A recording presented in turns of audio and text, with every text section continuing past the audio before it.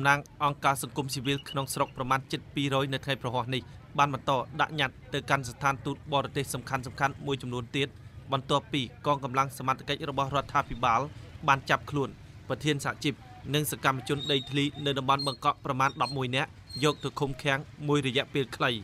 នៅក្នុងញត្តិដែលមានស្នាមចុះហត្ថលេខារបស់អង្គការក្រៅរដ្ឋាភិបាលចំនួន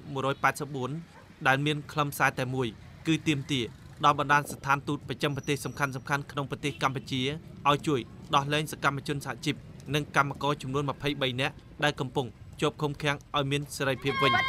ខ្ញុំខៀវឡៃសូមជាប្រឆាំងដាច់ខាតកុំឲ្យធ្វើបាបទៀតដោះលែងលោកបនបើនៅច័ន្ទពុទ្ធសាសលោកចាក់23នាក់ដែលទៀតកំហុសទៀមទាសិទ្ធិសេរីភាពទាំងអស់មិនត្រូវអាជ្ញាធរទៀតទៅផុតរបស់គាត់ទេសូមអរគុណ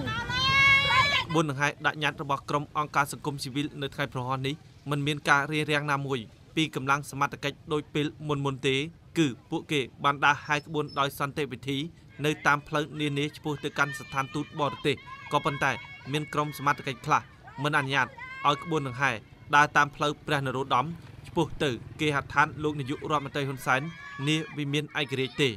ក្រុមអ្នកចូលរួមបានកាន់ផ្ទាំងរូបថតធំដែលមានដាក់រូបថតលោកវ៉ុនពៅប្រធានសមាគមប្រជាធិបតេយ្យនៃសេដ្ឋកិច្ចក្រៅប្រព័ន្ធសកម្មជនសហជីពនិងសកម្មជនដីធ្លីនៅតំបន់បង្កក់ដោយសរសេរទាមទារដោះលែងពួកគេទាំង23នាក់មកវិញអ្នកស្រីធីដាខឺនាយិកាអង្គការសិលកាបានប្រាប់ក្រុមអ្នកសារព័ត៌មាននៅពេលដែលក្បួនដង្ហែបានដើរមកដល់ស្ថានទូតកូរ៉េខាងត្បូងថាអង្គការសង្គមស៊ីវិលបានមើលឃើញថាការប្រើប្រាស់កម្លាំងហិង្សានិងការចាប់ឃុំខ្លួនក្រុមកម្មករមិនមានយុត្តិធម៌ទេនិងមិនបានអនុវត្តទៅតាមច្បាប់របស់ប្រទេសកម្ពុជាទេសង្ឃឹមថាស្ថានទូត90% សង្ឃឹមស្ថានទូតធ្វើការដោះស្រាយមួយក៏មានបាននិយាយតាក់ទងជាមួយនឹងរដ្ឋាភិបាលធ្វើរួមមួយក៏មិនធ្វើនោះយើងមានសង្ឃឹម65%ចុះទុក35%នៅចាំមើលថាតើវាមានអីទៀតស្ថានទូតកូរ៉េខាងត្បូងជប៉ុនអូស្ត្រាលីថៃនិងប្រ៊ុយណេមិនបានធ្វើអត្ថាធិប្បាយណាមួយទៅនឹងអ្នកកាសែតទេគឺមានតែស្ថានទូតស៊ុយអែតតែប៉ុណ្ណោះដែលបាននិយាយថានឹងនាំយកញត្តិនេះទៅដាក់ជូនឯកអគ្គរដ្ឋទូតជាអ្នកសម្រេច We just take note of the message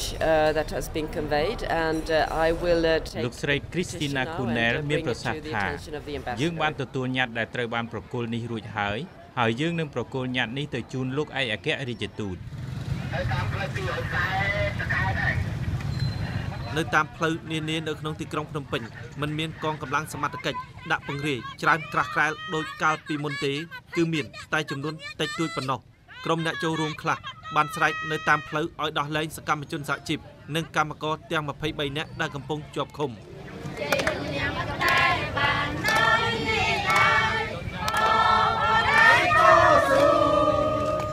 លោកវ៉ុនពៅប្រធានសមាគមអ្នកប្រជាធិបតេយ្យនៃសេដ្ឋកិច្ចក្រៅប្រព័ន្ធព្រមទាំងសកម្មជនបង្កក់និងកម្មករចំនួន22នាក់ផ្សេងទៀតត្រូវបានកងកម្លាំងសមត្ថកិច្ចរបស់រដ្ឋាភិបាលបានចាប់ខ្លួនកាលពីដើមខែមករានេះយ៉ាងតិចមានក្រុមកម្មករចំនួន5នាក់ត្រូវបានកងកម្លាំងសមត្ថកិច្ចបាញ់សម្លាប់និងបាញ់ឲ្យរងរបួសចំនួន40នាក់ព្រមទាំងចាប់ខ្លួនចំនួន23នាក់នៅក្នុងព្រឹត្តិការណ៍បង្ក្រាបដោយអំពើហិង្សាមួយទៅលើក្រុមកម្មកររោងចក្រយ៉ាកជីននិងសួនឧស្សាហកម្មកាណាឌីយ៉ាក្រុងភ្នំពេញគោលបំណងនៃការដាក់ញត្តិរបស់អង្គការក្រៅរដ្ឋាភិបាលចំនួនជាង181នេះបានទទូចឲ្យរដ្ឋាភិបាលកម្ពុជានិងស្ថានទូតនានាប្រចាំប្រទេសកម្ពុជាដើម្បីឲ្យស្វាគមន៍ឲ្យដោះលែងកម្មករទាំង23នាក់ដែលកំពុងជាប់ឃុំរាយការណ៍ពីទីក្រុងភ្នំពេញខ្ញុំហេងរស្មី VOA